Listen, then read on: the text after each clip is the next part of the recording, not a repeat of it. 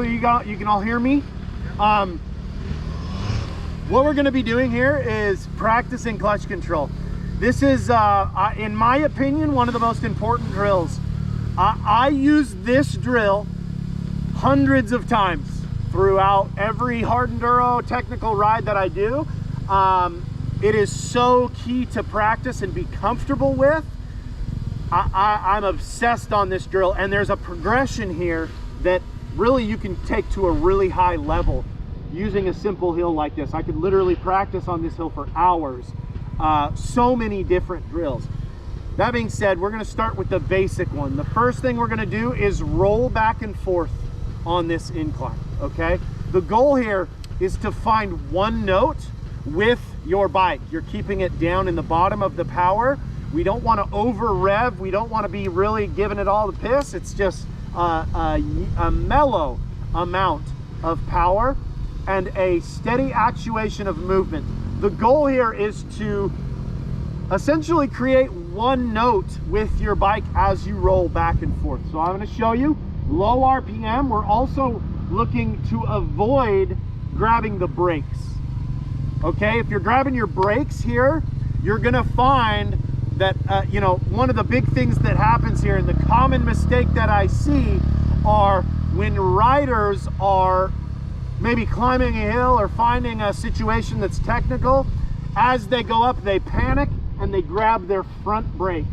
Your front brake on an incline does nothing. Your front brake does nothing on an incline. So the goal here is to maintain low RPM and slow the machine with just your engine. We're not using front or rear brake yet, okay? So, low RPM.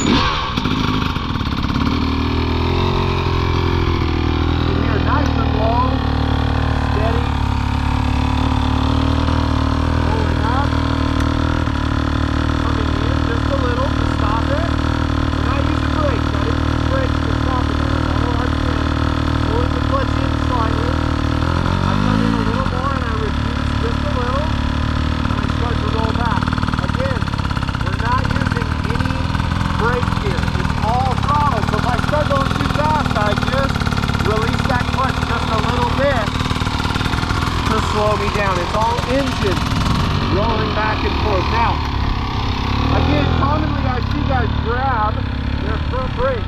So if you have a little momentum, clutch in and you grab your front, it didn't do anything, did it? I just slid 10 feet because of momentum and just grabbing the front brake. This is such a common thing that I see. Another thing that I promise I will see is when you stall it, you'll pull the clutch in and grab your front brake. And I don't know why, it's just this weird habit that everybody has. When it stalls, they pull their clutch all the way in and then wonder why they're rolling backwards. It's like, it's almost like, oh, I stalled it, maybe I can get it to fire again or something. So even if you do stall it, lay your clutch out. As you're rolling back, if you stall it, just let go. It'll stop for the most part. And then you can grab brake. But if you have momentum and you grab your front, as you can see, it barely slows you down. That's because I'm on flat ground. If you're up there and you go sliding back, you're going to be in trouble. Does that make sense? So we're low RPM, one note. You don't have to go all the way to the top.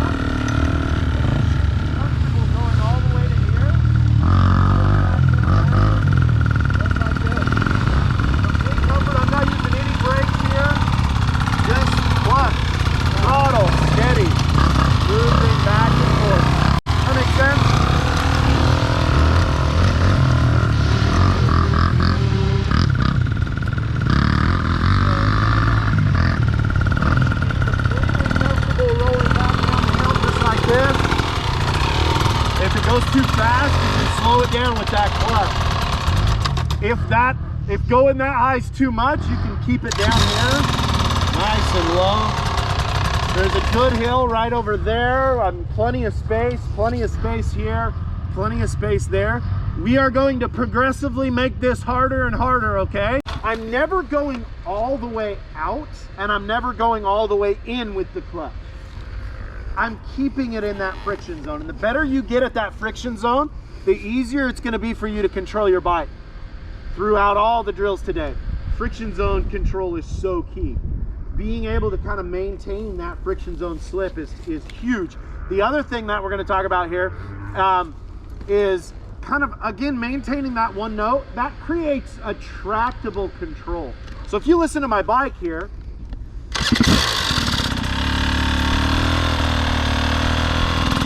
same thing that you guys are doing.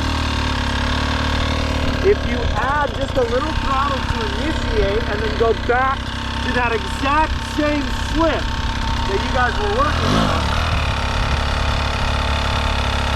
the front tire's in the air. And we're really just using that same control here. You can hit a low RPM.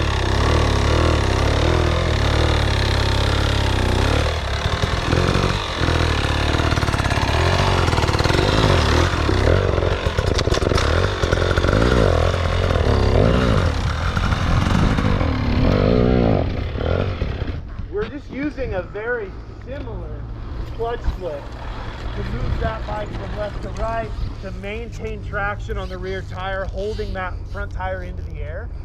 It is literally identical to what you guys are just doing on the hill. There's just a little more confidence and understanding in where that point is. Now, what you guys are going to do here, oops, look at what happens. Front tire doesn't do anything, does it?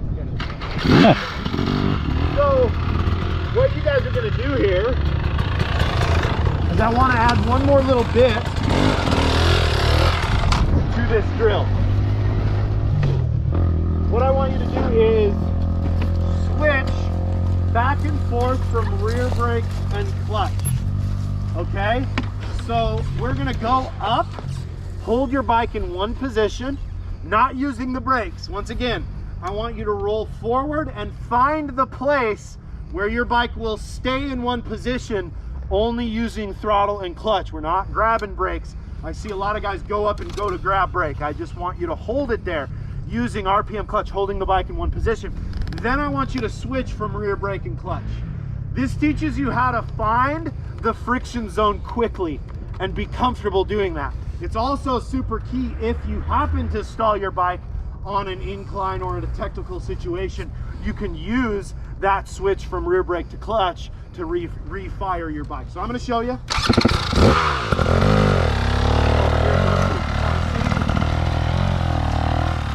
going to roll up, find that stop. Again, I'm not using rear brake here. I'm holding the bike in position just with the clutch, right? Then I add rear brake, still slipping. Clutch is in. Okay, I'm holding that clutch in, the rear brake in position, right? Say we go back to the slip, find that note, release the rear brake. As you can see, the bike's not moving back and forth, right? It's held in one position. So I'm holding it here, and the goal is to switch back and forth, just like that, without moving. See how the bike's not moving at all? Pretty quickly finding that friction zone, holding that bike in one position. If your bike's moving back and forth, you need to hone that in. I always suggest to overlap the two. You're in a slip, you add the rear brake, clutch comes in, holding that position, you go to a slip, then you release the rear brake, right? We're overlapping rear brake and clutch. Does that make sense to everybody? So once again, there's a couple ways here. The steeper this is, the easier it's going to be for you to do. And it's a very slight initiation. I see a lot of guys really put the power down. It's not super necessary. It doesn't take much. So here, it's a little steeper right here. I like this little bit of a lip. That's going to assist me. And it's also going to hold the bike back. That's more gravity to hold the bike back. The steeper it is, the easier it is, because gravity is holding your machine. It's actually widening that friction zone out. I'll wait for these guys to pass over. The steeper it is, the easier it is, because it's actually widening that friction zone. Gravity is holding the bike back. If you're on flat ground and you put your bike straight up into the air, it wants to run away from you. So gravity kind of helps you out here. There's two ways you can do this. Of course, you use a little bit of that suspension compression rebound, and then you literally just come out a quarter of an inch with your clutch. Rebound, clutch. Just to feel that. Rebound, clutch. You can hear it. Listen to the bike. I'm barely giving it anything. It's just gravity and suspension compression and rebound. Doesn't take much. Very steady.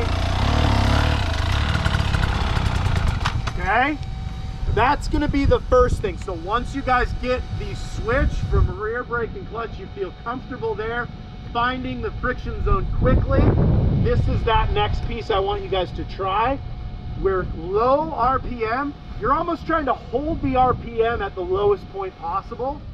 And we're just coming out slightly with that clutch. I come forward, front brake, using that suspension compression. As I come back, I come out a quarter of an inch. I'm not going all the way out, right? Because the bike will possibly wheelie over. We're just coming out a quarter of an inch.